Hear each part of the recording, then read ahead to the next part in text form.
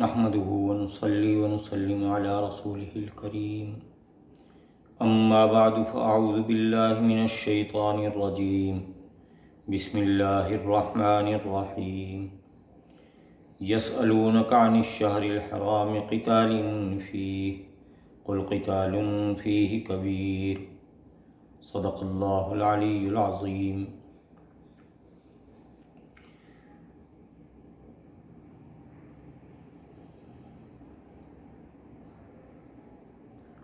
سامعین گرامی،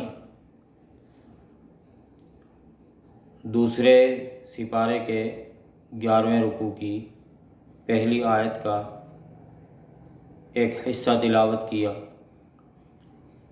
اس آیت کا سب سے پہلے شان نزول سمجھیں، پھر اس کے بعد اس آیت میں جو حکم بیان کیا گیا ہے اس حکم کو سمجھیے۔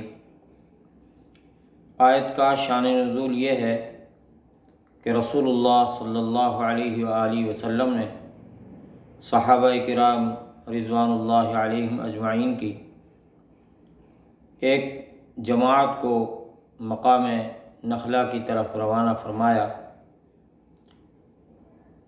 وہاں پر اس جماعت کی جنگ ہو گئی ایک قبیلے سے جو مشرکین کا قبیلہ تھا، اور صحابہ کرام کے ہاتھ سے ایک شخص ان کا قتل ہو گیا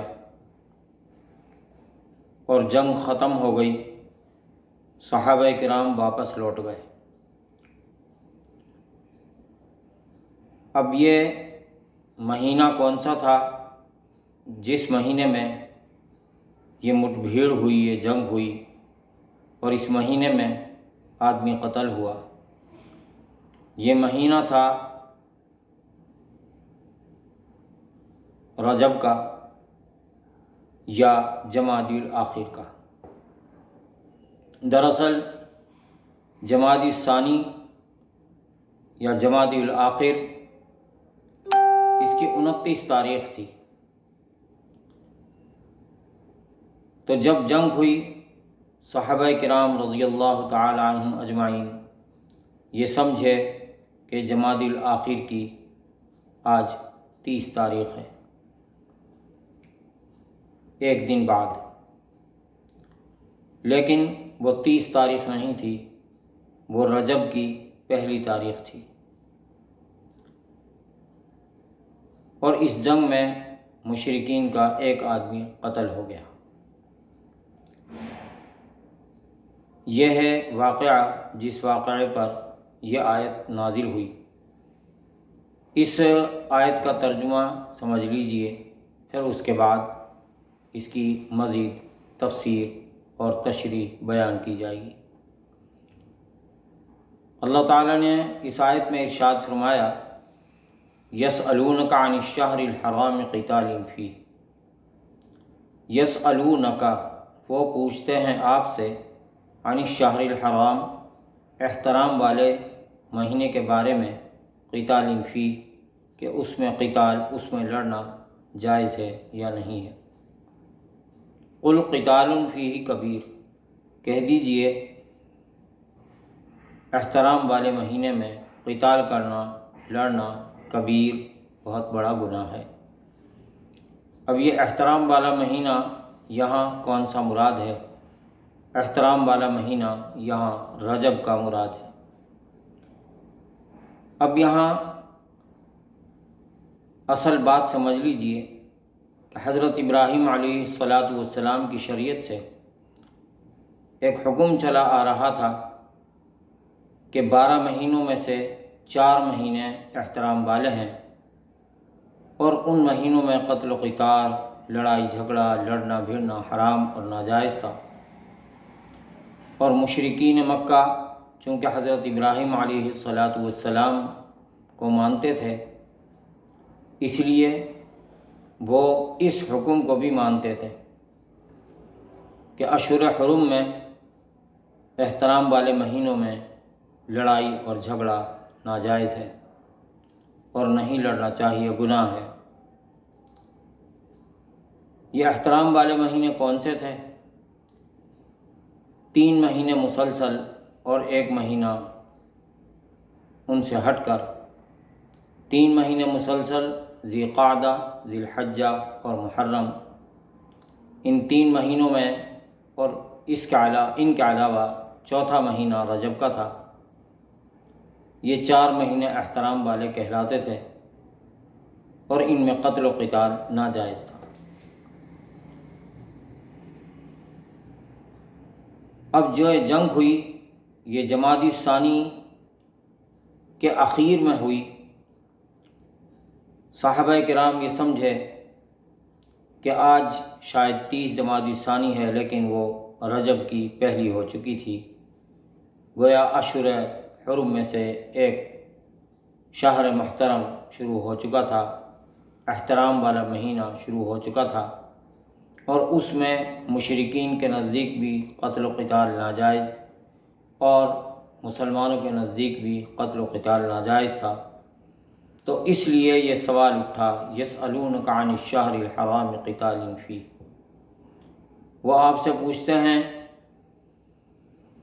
احترام والے مہینے کے بارے میں کہ قتال اس میں کیا ہے، جائز ہے ناجائز ہے۔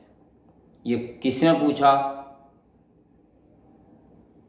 2 روایتیں ہیں۔ ایک روایت یہ آتی ہے کہ مشرکین کا ایک وفد آیا اور آ کر حضور علیہ الصلاۃ والسلام سے سوال کیا کہ بتائیے احترام والے مہینوں میں قتل و قتال جائز ہے یا نہیں ہے؟ اگر ناجائز ہے تو ہمارے آدمی کو کیوں قتل کیا گیا ہے؟ اور ایک روایت یہ ہے کہ صحابہ کرام کو تشویش ہوئی جب انہیں معلوم ہوا کہ 1 رجب کی تاریخ تھی، رجب کا مہینہ شروع ہو چکا تھا۔ غرض کسی نے بھی سوال کیا تو جواب مانگا گیا۔ اللہ تعالیٰ نے سوال کے 2 جواب دیے۔ ایک جواب تو الزامی دیا کہ تم اس کے بارے میں سوال کرتے ہو، اس مسئلے کو پوچھتے ہو، جبکہ تم تو بڑے بڑے گناہوں میں مبتلا ہو، جو گناہ اس قتل و قتال سے کہیں بڑھ کر ہے۔ وہ کیا ہے؟ وَصَدٌّ عَن سَبِيلِ اللَّهِ وَكُفْرٌ بِهِ وَالْمَسْجِدِ الْحَرَامِ، اللہ کے راستے سے روکنا، مستقل روکنا، یعنی توحید اختیار کرنے سے، رسالت مآب صلی اللہ علیہ وآلہ وسلم کا کلمہ پڑھنے سے تم روکتے ہو، اور جو پڑھتے ہیں ان پر تم نے تشدد کیا، مارا، ان پر ظلم ڈھائے، تو اپنا گناہ تو دیکھ لو۔ اللہ کے راستے کا تم خود انکار کرتے ہو، والمسجد الحرام، اور مسجد حرام سے تم روکتے ہو۔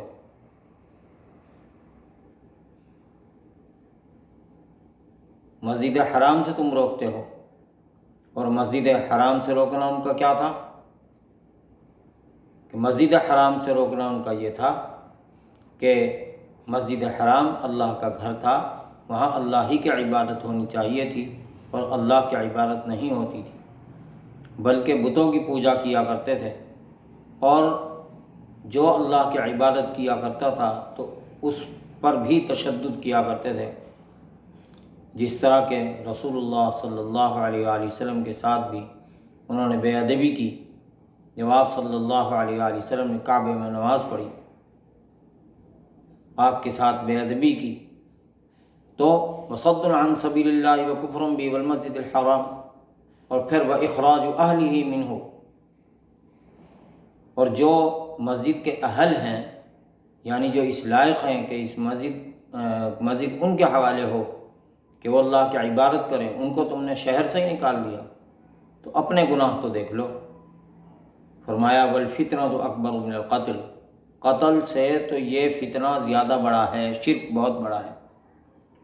تم شرک کرتے ہو اللہ کے گھر میں، یہ تو کہیں بڑا گناہ ہے، تو تم کس منہ سے سوال کرتے ہو؟ اور اس سے اگلی آیت میں اللہ تعالیٰ نے پھر دوسرا جواب دیا، اور اس جواب میں اس حکم کو منسوخ کر دیا گیا۔ فرمایا کہ وہ تو ہمیشہ ہی تم سے لڑتے رہیں گے یہاں تک کہ تم ان کے دین میں لوٹ جاؤ۔ ان کی تو خواہش یہ ہے، ان کی خواہش یہ ہے کہ تم مسلمان نہ رہو، حتیٰ یردوکم عن دینکم ان استطاعوا، اگر ان کا بس چلے تو وہ تم کو تمہارے دین سے لوٹا دیں، اور وہ مستقل تم سے لڑتے رہیں، ولا یزالون، ہمیشہ لڑتے رہیں تم سے۔ تو اس آیت سے مفسرین نے فرمایا ہے کہ شہر حرام میں لڑنا منسوخ ہو گیا ہے، نہ لڑنا منسوخ ہو گیا ہے، اور لڑنے کی اجازت دے دی گئی ہے۔ تو مفسرین کا اس میں اتفاق ہے، اور مفسرین نے نقل فرمایا ہے کہ اجماع امت ہے اس حکم کی منسوخی۔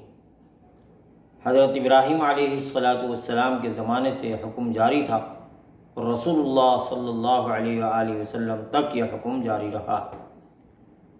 تو اب اشہر حرم میں قتال کرنا، لڑائی کرنا جائز ہے، لیکن مفسرین نے ایک مسئلہ اور بیان فرمایا ہے کہ اگر کافر حملہ کریں تو ان مہینوں میں قتال جائز ہے، مسلمان خود سے پھر بھی ان مہینوں کا احترام کریں اور اقدام نہ کریں، خود سے لڑائی نہ کریں۔ کفار اگر حملہ کر دیں تو پھر مسلمانوں کو دفاع کی اجازت ہے، پھر مسلمان چوڑیاں پہن کے نہ بیٹھ جائیں، بلکہ پھر کفار کے ساتھ برابر لڑیں، اس لیے کہ کفار تو تمہیں مٹانا ہی چاہتے ہیں۔ تو میرے دوستو، یہ آیت کا ایک مضمون ہوا، اور اس آیت کا شان نزول بھی معلوم ہوا، اور شان نزول کے ساتھ ساتھ اس کا حکم بھی معلوم ہوا۔ یہاں پر غور کرنے کی بات یہ ہے کہ اللہ تعالیٰ نے فرمایا وَصَدٌّ عَن سَبِيلِ اللَّهِ وَكُفْرٌ بِهِ وَالْمَسْجِدِ الْحَرَامِ وَإِخْرَاجُ أَهْلِهِ، یہ سارے گناہ جو ان کے گنوائے ہیں، اگر کہیں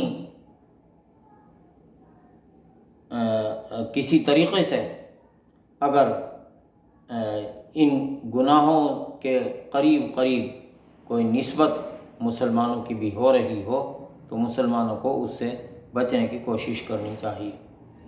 اللہ تعالی ہمیں مسجدوں کو آباد کرنے کی توفیق عطا فرمائے، مساجد میں باجماعت نماز ادا کرنے کی توفیق عطا فرمائے، اور ہمارے گھر والوں کو گھروں میں مسجدیں بنانے کی اور نمازیں پڑھنے کی توفیق عطا فرمائے۔